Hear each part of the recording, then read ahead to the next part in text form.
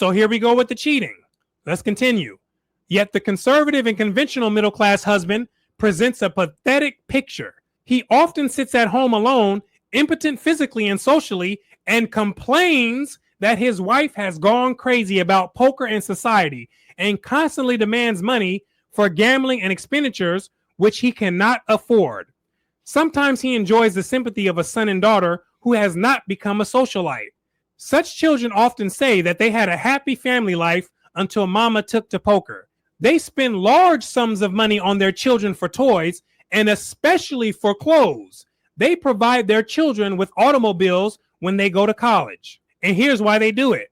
All of this is done in order that the children may maintain the status of the parent and be eligible to enter the social set in Negro colleges. It's a status symbol. That's what many blacks were about back then, and that's what many blacks are still about today, right? And that's a major part of black culture. Let's continue. When they send their children to northern white colleges, they often spend more time in preparing them for what they imagine will be their social life than in preparing them for academic requirements of these institutions.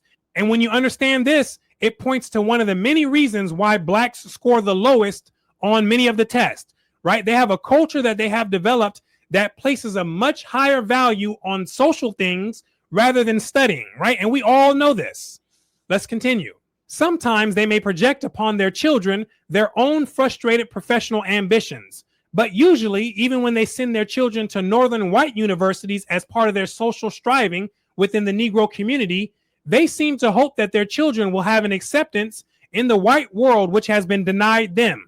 Because middle-class Negroes are unable to indulge in aggression against whites as such, they will sometimes make other minority groups the object of their hostility. For example, they may show hostility against Italians who are also subject to discrimination. But more often, middle-class Negroes, especially those who are engaged in a mad scramble to accumulate money, will direct their hostility against Jews. They are constantly expressing their anti-Semitism within Negro circles while pretending publicly to be free from prejudice. They blame the Jew for the poverty of Negroes and for their own failures and inefficiencies in their business undertakings. In expressing their hostility towards Jews, they are attempting at the same time to identify with the white American majority. The repressed hostility of middle-class Negroes to whites are not only directed toward other minority groups, but inward towards themselves. This results in self-hatred, which may appear from their behavior to be directed towards the Negro masses, but which in reality is directed against themselves. While pretending to be proud of being a Negro, they ridicule Negro physical characteristics and seek to modify or efface them as much as possible. And that's how you get a lot of women pressing and perming their hair, which is something that is not allowed in the Earpoist community, right? It's not allowed in the Earpoist community. The standard is natural hair only for the women that are evolving from the black community, right? That's how you start gaining more respect for yourself and stepping out of the slave mindset, right? Which many people in the black community want to continue to perpetuate. Let's continue. Within their own groups, they constantly proclaim that N-words make them sick. The self-hatred of middle-class Negroes is often revealed in the keen competition which exists among them for status and recognition. This keen competition is the result of frustrations which they experience in attempting to obtain acceptance and recognition by whites. I call this the unhealthy competition. Because what's the prize? What is the prize for it? Middle-class Negroes are constantly criticizing and belittling Negroes who achieve some recognition or who have acquired a status above them. And that's the black consciousness of trying to pull people down into the pit when they're starting to climb out, right? That's the black consciousness. Let's continue. They prefer to submit to the authority of whites than to be subordinate to other Negroes. And why is that? Because that's the relationship that the slaves understood. That's what the slaves knew. The whites running the show and the blacks following the orders and following along, right? Which is a consciousness that they have passed on from generation to generation, right? So the black had a problem taking authority from someone that he viewed as black because he saw himself as worthless. And he projected those views onto that other person who he also saw as a black person. So let's continue. For example, Negro scholars generally refuse to seek advice and criticism of competent Negro scholars and prefer to turn to white scholars for such cooperation. In fact, it is difficult for middle-class Negroes to cooperate in any field of endeavor. You see that? That's the black mentality, unable to cooperate on anything meaningful because someone is always trying to outshine the other person, right? Someone's always jealous. Someone's always envious of the next person. Someone's always trying to scam the next person. No emotional control, right? Self-hatred, right? These are just a few of the reasons why it makes it very difficult for them to work things out, right? But the good news is that this could all be overcome. But you have to stop believing yourself to be a black person, and you have to drop the black consciousness, or you're just going to continue going round and round on the hamster wheel and doing the same thing over and over and getting the same results. Understand. Now let's continue. It is as if he said, "You are only a Negro like myself, so why would you be in a position above me?" And again, that's the black consciousness that I'm talking about, which breeds self-hate. Now, is this still the case today? And if so, that means that you have to do something different. Or in the next 70 years, you're going to have offspring still having the same discussions and going nowhere on the hamster wheel. But not us, right? We've already got out of there. The Earthboys people, we're going in a completely different direction, right? And some of you are going to come too. And the rest of the people are going to continue doing the same thing over and over. Understand. Now let's continue. This self-hatred often results in guilt feelings on the part of the Negro who succeeds in elevating himself above his fellows. He feels unconsciously that in rising above other Negroes, he is committing an act of aggression which will result in hatred and revenge on their part. The black bourgeoisie, as we have seen, has created a world of make-believe to shield itself from the harsh economic and social realities of American life. This world of make-believe is created out of the myth of Negro business, the reports of the Negro press on the achievements and wealth of Negroes, the recognition accorded them by whites, and the fabulous life of Negro society.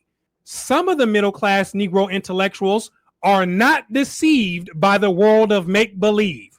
Now listen closely, because even though it was most, it still wasn't all of them. So Dr. Frazier says some of the Negro intellectuals, because there's always going to be some, were not deceived. Now let's see what these few did differently. Here we go. Let's see. They will have nothing to do with Negro society and refuse to waste their time in frivolities. They take their work seriously and live in relative obscurity so far as the Negro world is concerned. The only thing that they didn't do is create a new name for themselves and completely separate themselves apart from the rest of the people. And so they still called themselves black, but they were culturally distinct from the rest of the middle class black folks. Let's continue. Others seek an escape from their frustrations by developing, for example, a serious interest in Negro music, which the respectable black bourgeoisie often pretend to despise. In this way, these intellectuals achieve some identification with the Negro masses and with the traditions of Negro life. But many more middle-class Negroes who are satisfied to live in the world of make-believe but must find a solution to the real economic and social problems which they face seek an escape in delusions. They seek an escape in delusions involving wealth. This is facilitated by the fact that they have had little experience with the real meaning of wealth and that they lack a tradition of saving and accumulation. Wealth to them means spending money without any reference to its source. Hence, their behavior generally reflects the worst qualities of the gentleman and peasant from who their only vital traditions spring. Therefore, their small accumulation of capital and income, which they receive from professional services within the Negro community, make them appear wealthy in comparison with the low economic status of the majority of Negroes. The delusion of wealth is supported by the myth of Negro business. Moreover, the attraction of the delusion of wealth is enhanced by the belief that wealth will gain them acceptance in American life. In seeking an escape in the delusion of wealth, middle-class Negroes make a fetish of material things or physical possessions. They are constantly buying things, houses, automobiles, furniture, and all sorts of gadgets, not to mention clothes. Many of the furnishings and gadgets which they acquire are never used. Nevertheless, they continue to accumulate things. The homes of many middle-class Negroes have the appearance of museums for the exhibition of American manufacturers and spurious art objects. The objects which they are constantly buying are always on display.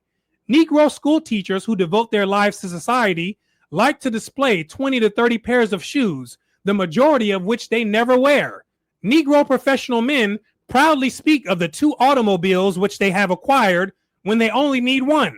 The acquisition of objects which are not used or needed seems to be an attempt to fill some void in their lives. And when this book came out in the 1950s, this community was hot because it had exposed some of the. So I talk a lot about understanding the difference between characteristics and character. You know, the same phrases that you grew up hearing, everything that glitters isn't gold. Well, everything isn't always as it appears, and we always know these things, but like we have culturally been affiliated with things that glorify characteristics over character. So let's continue. Deepest secrets that they had and their insecurities, and also this world of make-believe that they had created.